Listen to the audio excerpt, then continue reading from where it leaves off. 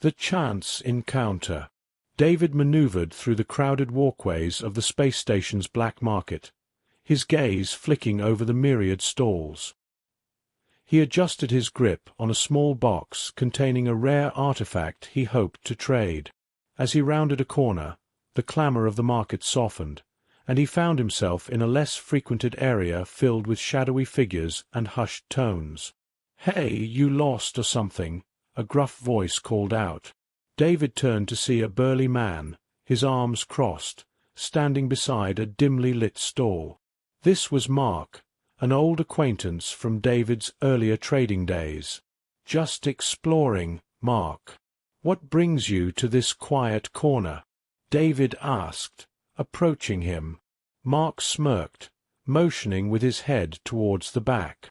"Some of these guys deal in the rare stuff. Not your usual market fare.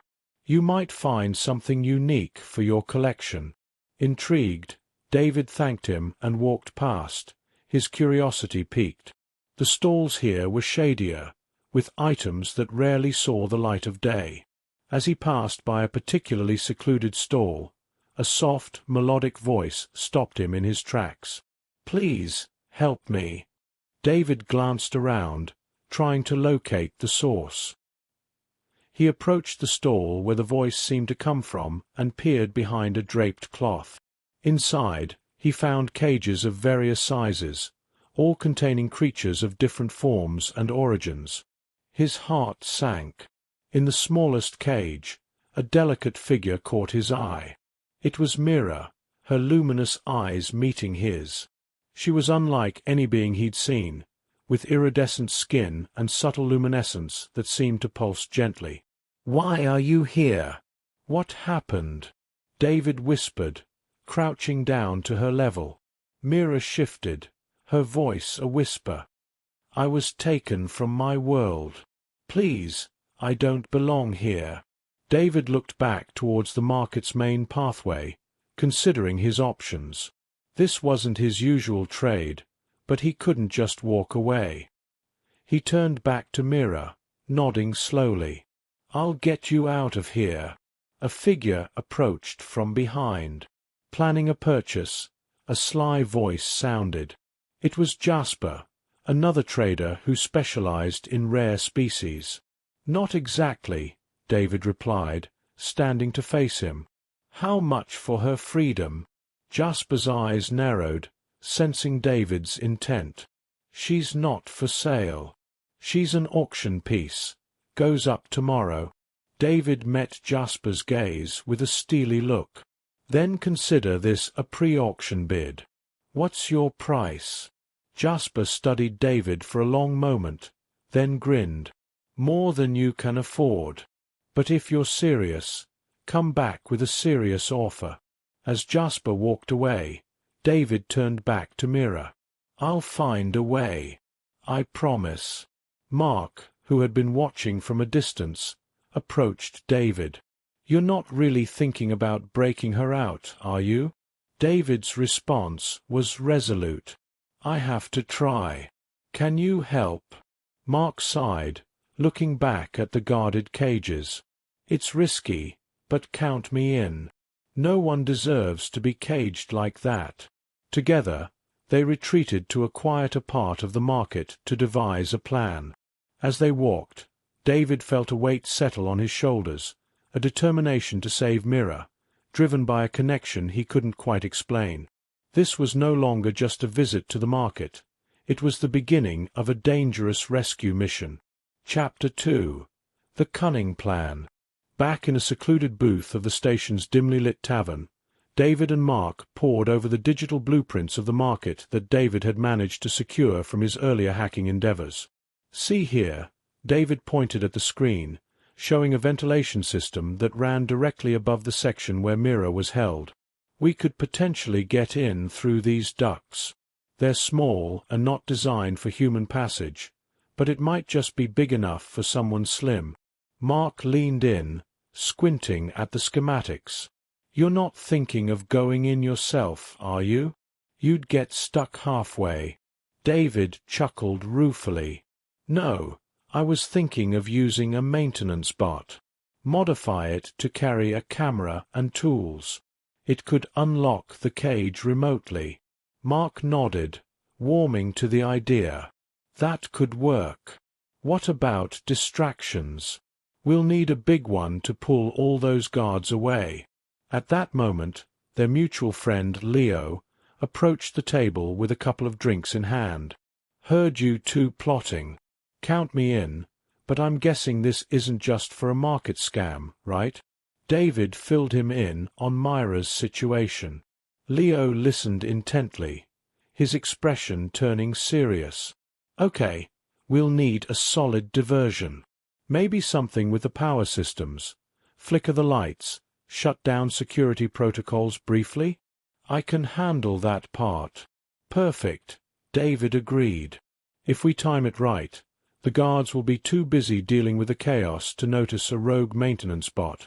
The trio spent the next hour detailing every step of their plan. Leo would hack into the station's main power grid and initiate a series of rolling blackouts across the market.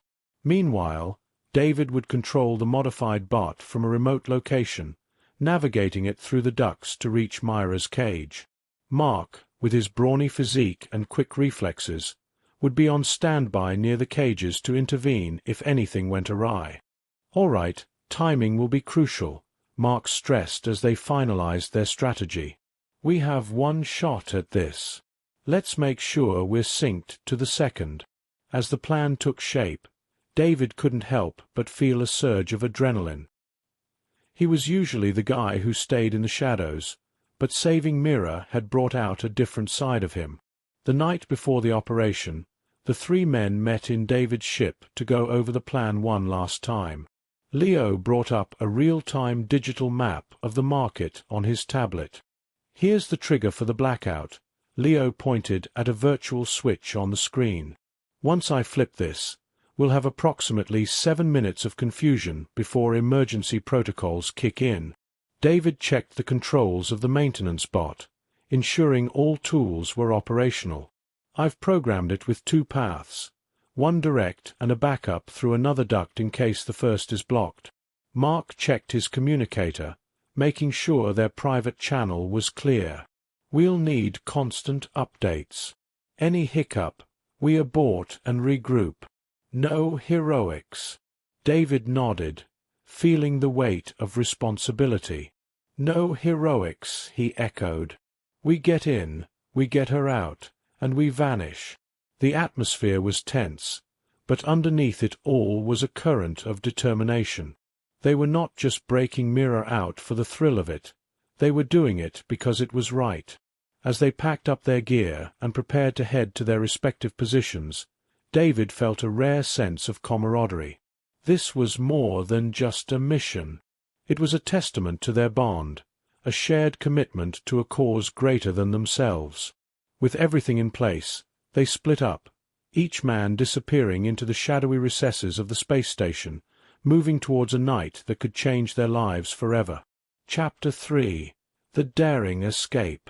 The market was a flurry of activity as usual, but tonight there was a tangible tension in the air, at least for David, Mark, and Leo.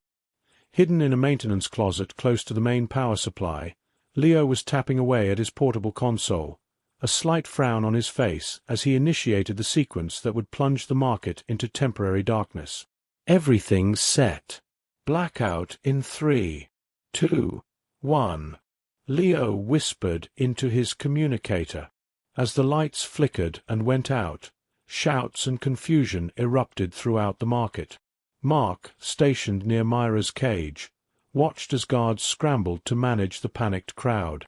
David, from his position in a nearby utility van, remotely guided the maintenance bot through the ducts. Bots moving. Approaching first vent to the east block now, he reported. Got it. I see the disruption from here.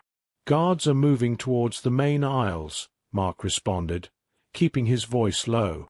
Inside the cramped, dark space of the air duct, the bot made slow but steady progress. David maneuvered it carefully, avoiding any loose wiring that might snag and reveal its presence.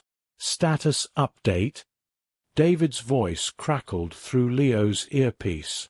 "Power systems are cycling. You've got another 5 minutes before emergency lights kick in. Make it fast, Dave." As the bot reached the vent directly above Myra's cage, David used its onboard camera to survey the area. He could see Mira looking up, her face a mix of hope and anxiety. "Okay, Mira, just stay calm. We're right above you," David whispered into the communicator, hoping his voice would reassure her. With precise movements, he maneuvered the bot to deploy its tools, unscrewing the vent quietly. Meanwhile, Mark kept watch, his hand on a stun gun just in case. As the vent cover came off, David directed the bot downward. "Lowering the bot now. Mira, it's going to unlock the cage. Be ready to move as soon as the door opens." Mira nodded, understanding the plan despite the whirring noise of the bot. She stood by the door, her body tense. The bot's arm extended, inserting a custom-made key into the lock mechanism of the cage. With a soft click, the lock disengaged, and the door swung open slightly. "Mira, now. Go to the back exit." "Mark's there," David instructed urgently. Mira slipped out of the cage, her movements swift and silent. As she reached the ground, Mark stepped from the shadows, guiding her with a gentle hand on her shoulder. "This way, quick and quiet," Mark whispered, leading her through a service corridor that was used less frequently by the market staff. They were halfway to the exit when a shout rang out. "Hey! The prisoner's escaping! Run!" Mark urged Mira, picking up his pace. They dashed towards the exit, the sounds of their pursuers getting louder. Meanwhile, Leo monitored the situation from his console. "Guys, you've got incoming from the north corridor. I'm trying to slow them down." He quickly overrode another circuit, shutting down lights in the north corridor, casting it into darkness. "That should buy you some time." As they neared the ship, David left the van, sprinting towards the docking bay. He arrived just in time to see Mark and Mira running towards him, their faces flushed from exertion. "Inside, quick!" David opened the ship's hatch, ushering them in. As soon as they were aboard, he slammed the control, sealing the door. As the ship detached from the station and began to move away, the trio allowed themselves a moment to breathe. Mira, now safe, looked between David and Mark, her eyes welling with gratitude. "Thank you," she said, her voice thick with emotion. "I thought I'd never escape that place." David smiled, meeting her gaze. "You're safe now, Mira. We're going to make sure of that." As the ship streaked away from the space station, the stars beyond seemed to welcome them into the quiet of space, a stark contrast to the chaos they had left behind. Chapter 4. First Breath of Freedom. As the cold expanse of space stretched out before them, the interior of David's ship felt unusually warm, alive with the gentle hum of engines and the quiet relief of their recent escape. Mira sat by a small porthole, her gaze fixed on the receding space station, now just a speck of light against the vast darkness. David joined her, handing her a warm beverage. "It's a tea from my home world. Might help you relax," he said, offering a small, reassuring smile. Mira accepted the cup, her fingers brushing against his. "Thank you, David, for everything. I didn't expect anyone would risk so much for me." David leaned against the wall next to her. "Well, I couldn't just leave you there. Tell me more about where you come from, Mira. What was your world like?" Myra's eyes glazed with a tinge of nostalgia. It was a vibrant planet, rich in forests and oceans. But it's gone now, consumed by a supernova. I was off-world when it happened, studying at an intergalactic university. Mark, overhearing the conversation from the pilot's seat, chimed in. "That's rough. Being the last of your kind. Can't even imagine." Mira nodded solemnly, then turned her attention back to David. "What about you two? How did you end up together in this life of daring rescues?" David chuckled, glancing at Mark, who was now joining them with a grin. "Well, Mark and I met during a freight run gone wrong. Ended up saving each other's skins more than once. Since then, we've stuck together. Seems like fate keeps throwing us into these situations." The conversation lightened, and as the stars flew past, the small cabin felt increasingly like a sanctuary. Mira listened intently as David and Mark shared tales of their adventures, the places they'd seen, and the close calls they'd had. Each story seemed to draw them closer, weaving Mira into the fabric of their camaraderie. "So, what's the plan now?" Mira asked after a pause, her tone more composed as she found comfort in their company. David exchanged a look with Mark before responding. "First, we find a safe place for you. There's a colony on the edge of the Andromeda sector, peaceful, out of the way. They're known for their hospitality to all species. We can start there." Mark nodded in agreement. "Yeah, and we need to figure out if there's anyone else out there from your species, or at least someone who knows about them. Could be some records or something." The ship's console beeped, interrupting them. Leo's voice crackled through the communicator. "Just checking in, guys. You all good up there?" David walked over to the console, pressing the communication button. "All good, Leo. We're heading to Andromeda. Keep an eye on any tales for us. Will you?" "Will do. And hey, Mira, welcome to the crew. Sounds like you're in good hands." Mira smiled, a sense of belonging beginning to bud within her. "Thank you, Leo. I'm grateful to be here, truly." As the conversation wound down, David and Mark showed Mira around the ship, explaining the basics of space travel, the function of each console and control, even letting her try her hand at some simple navigation tasks under their watchful eyes. The lesson ended with laughter and shared anecdotes, and as Mira retired to her quarters for the night, provided by a gracious Mark who insisted she take his room for added comfort, she felt a burgeoning sense of hope about her future. That night, as the ship hummed through the cosmos, David lingered in the cockpit, staring out at the endless stars. The weight of their mission to protect Mira and help her find a new beginning was daunting, yet somehow he felt ready for whatever challenges lay ahead. Their journey had just begun, but already it was clear that Myra's arrival had changed everything.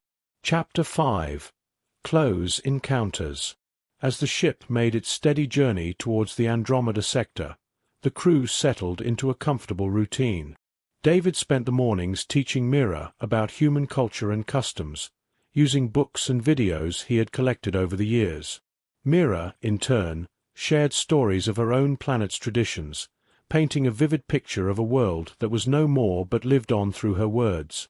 One afternoon, as they gathered in the common area with cups of steaming coffee, Mark brought up a game.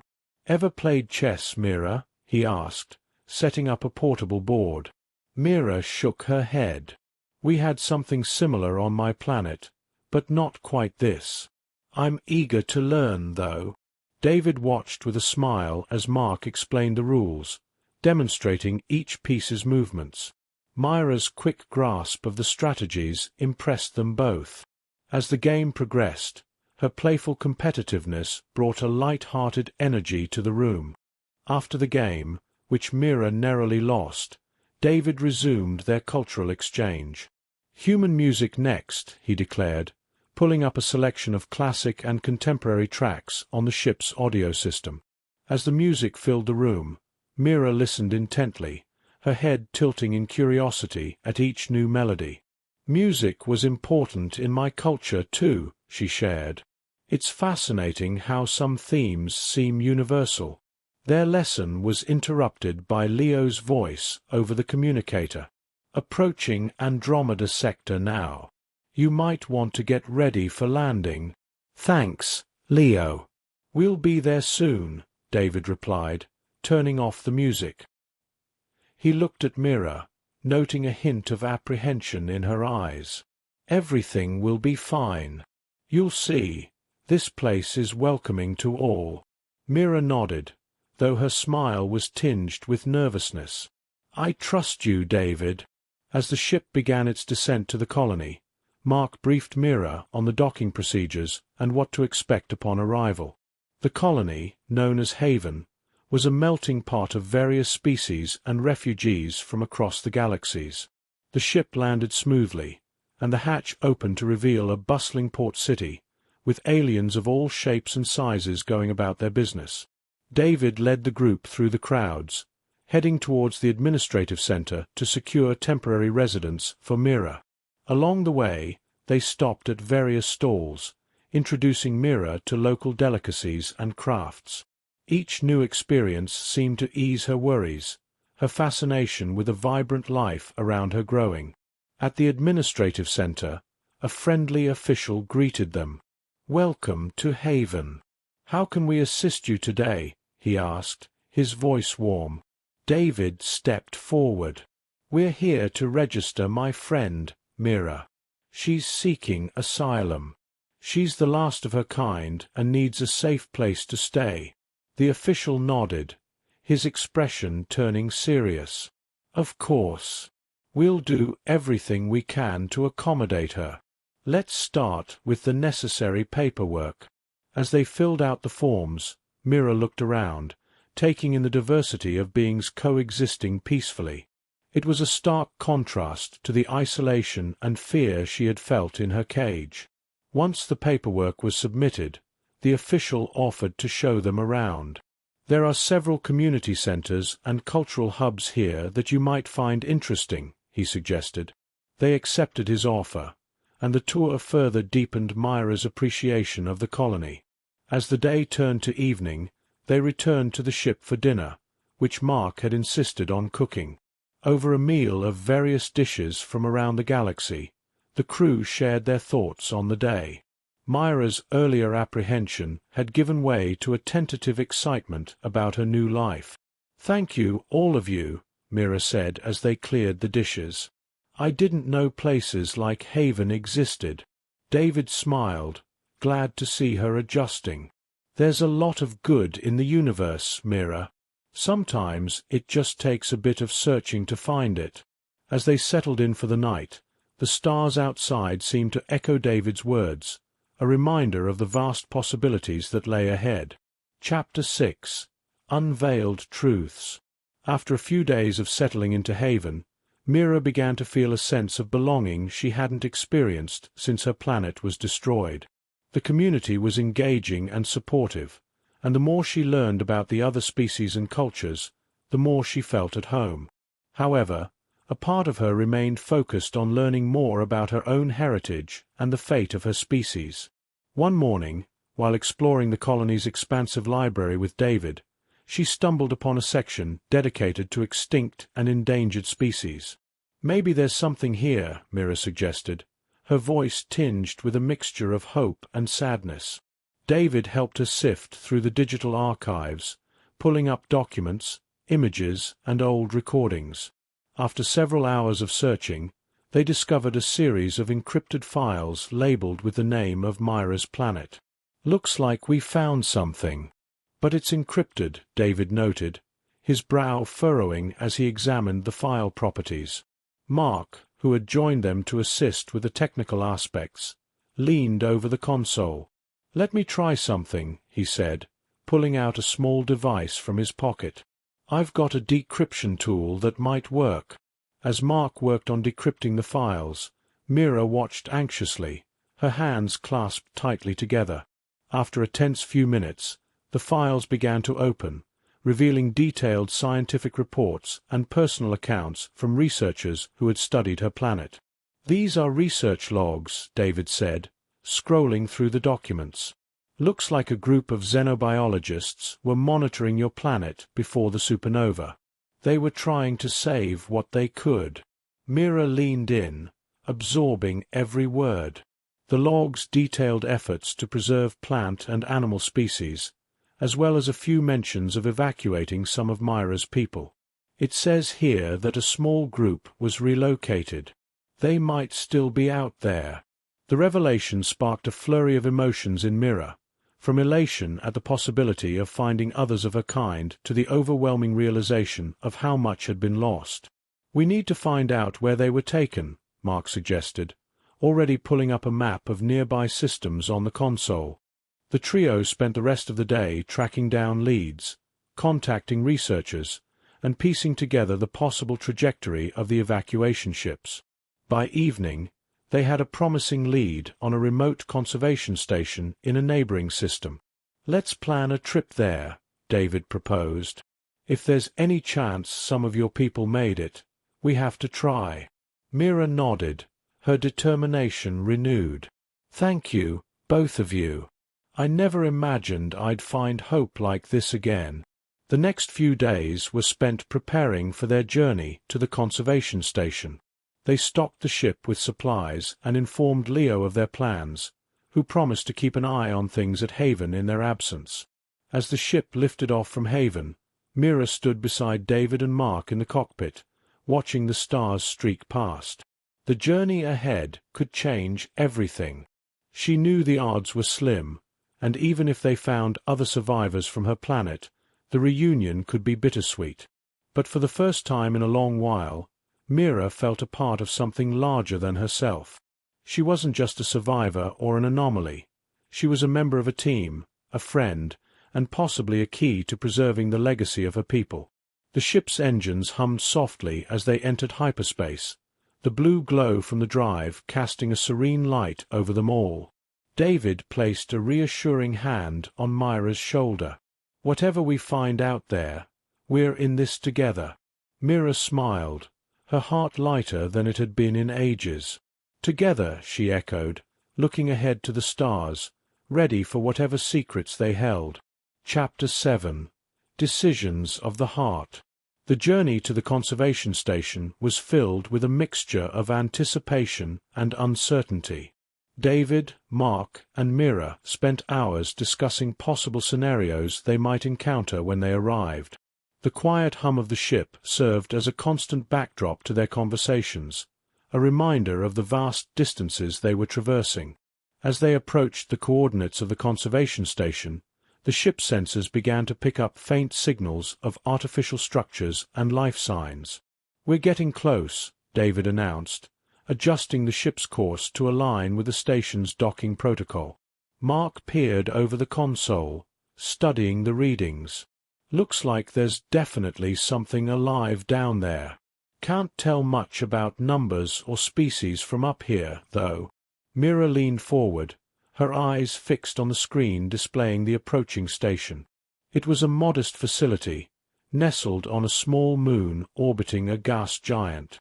The station appeared to be in good condition, with several biodomes visible, teeming with vegetation. "Initiating contact," David said as he sent a standard greeting signal to the station. After a brief pause, a voice crackled through the comm system. "This is the Ursa Minor Conservation Station. Identify yourselves and state your purpose." David responded, keeping his tone diplomatic. "This is Captain David Fisher, aboard the freighter Celestial Nomad. We have with us Mira of planet name, seeking information about her species. We believe they may have been brought here for conservation." There was a moment of silence before the voice returned, softer this time. "Understood, Celestial Nomad. You are cleared for docking. We'll discuss further upon your arrival." As the ship docked, the trio prepared to disembark. Mira adjusted her clothing nervously, while Mark checked his gear, making sure they had everything they needed for what could be a delicate mission. They were greeted at the docking bay by a middle-aged man in a uniform adorned with the station's emblem. "Welcome, I'm Dr. Alan Harris, the director here. Let's talk in my office." Dr. Harris led them through a series of corridors lined with views of different habitats, each teeming with life. Myra's eyes widened as she saw species she recognized from her own planet, a surge of emotions visible on her face. Once seated in Dr. Harris's office, the conversation quickly turned to the matter at hand. "We did receive a group of refugees from your planet, Mira," Dr. Harris confirmed, his tone gentle. "After the supernova, several conservation groups collaborated to save what they could." Mira listened intently, her hands clasped tightly in her lap. "Are any of them still here? Can I meet them?" Dr. Harris hesitated, his expression turning solemn. "I'm afraid most have moved on or passed away. The conditions here are safe, but not ideal for your species long-term. However, there is one individual who might still be here. I can arrange for you to meet her." Mira nodded, her heart racing with the prospect of meeting another survivor. David and Mark exchanged glances, silently agreeing to support Mira in whatever came next. They spent the rest of the day touring the station, learning more about its operations and the species it protected. That evening, as they returned to Dr. Harris's office, they were joined by an elderly female of Myra's species. The reunion was emotional, with tears and stories exchanged, filling the room with a sense of connection and shared history. As the meeting drew to a close, Mira faced a tough decision. Dr. Harris extended an offer for her to stay at the station, to help with their efforts and be with her newfound relative. Mira turned to David and Mark, seeking their counsel. "I don't know what to do. Part of me wants to stay, but I also feel like my journey with you isn't over yet." David took her hand, offering a reassuring smile. "Whatever you decide, we'll support you. You've got a family with us, no matter where you are." Mark nodded in agreement. "We're your crew, Mira. Always will be." After a night of contemplation, Mira made her decision. She chose to continue her journey with David and Mark, promising to return to the station regularly. "There's so much more I want to explore and learn with you both. My heart is with the crew." As they left the station the next morning, Mira looked back at the biodomes, a symbol of her past and a reminder of her future. She smiled at David and Mark, grateful for their unwavering friendship and the adventures that lay ahead. Chapter 8. A New Beginning. The celestial nomad glided through the vast expanse of space, leaving the conservation station behind. The atmosphere aboard the ship was calm, but a sense of quiet excitement lingered among the crew. Mira, seated in the cockpit with David and Mark, couldn't help but feel a mix of emotions, relief at reconnecting with someone from her past and hope for the future she was forging. Mark leaned back in his seat, breaking the silence. "So, where to next? Are we still heading to that little colony on the edge of Andromeda?" David glanced at Mira, his hands steady on the controls. "That depends on what Mira wants. This is her journey as much as ours." Mira smiled, appreciating their unwavering support. "I'd like to see the colony. From what you've told me, it sounds like a place where we could all settle for a while, at least until we decide what's next." Mark clapped his hands together. "A quiet planet sounds good, and I wouldn't mind a break from dodging black market thugs and overzealous bureaucrats." David chuckled. "Agreed. Let's set a course for Andromeda 4. As the ship moved toward its destination, the crew fell into a comfortable rhythm. Mira spent her days learning more about the ship's systems, with David patiently teaching her everything from navigation to basic repairs. Mark, always the pragmatic one, focused on stocking their supplies and ensuring they were prepared for any surprises. One evening, as the ship drifted through a particularly stunning starfield, Mira found David in the common area, tinkering with a small mechanical device. She approached quietly, sitting across from him. "What are you working on?" she asked, her voice soft. David glanced up, offering a small smile. "Just a repair drone. It's been acting up lately, and I figured it was time to fix it before it decides to fall apart mid-job." Mira studied him for a moment, her gaze thoughtful. "You're always fixing things, aren't you? Not just machines, but people too. David paused, the screwdriver in his hand still. He looked up at her, his expression unreadable. I don't know about that. I just try to help where I can. Mira leaned forward slightly, her eyes locked on his. You didn't have to help me, but you did. You risked everything to save me from that place. And now, you're teaching me, guiding me. It's more than I ever thought I'd find in this vast galaxy. David set the drone aside, his attention fully on her now. Mira, you've been through so much, and yet here you are, finding your way forward. I think you're stronger than you realize. She reached across the table, her hand brushing his. And I think you're too humble to see how much you've done for me. The moment lingered, unspoken feelings filling the space between them. Before either could say more, Mark's voice crackled over the intercom. Hey, lovebirds, we've got a situation in the cargo hold. Something's shifted, and it's making a racket. Care to lend a hand? David and Mira exchanged a glance, both chuckling softly. Saved by Mark, David said, standing up and offering Mira a hand. As they joined Mark in the cargo hold, the moment passed, but something unspoken lingered between them. The rest of the evening was spent securing loose crates and sharing light-hearted banter, the three of them functioning as a seamless team.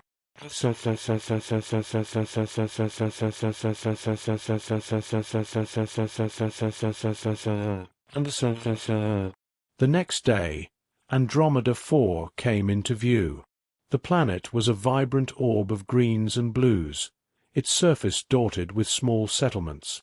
As the ship descended, Mira felt a sense of calm wash over her. This could be the home she'd been searching for. After landing at a small spaceport, they were greeted by a welcoming committee of locals, who helped them settle into a modest but comfortable house near the colony's edge. The town was peaceful, with rolling hills and a river that wound through its center. David, Mark, and Mira spent the following weeks integrating into the community. David used his skills as a mechanic to assist with maintaining the colony's infrastructure, while Mark took up a role managing security, ensuring the settlement remained safe.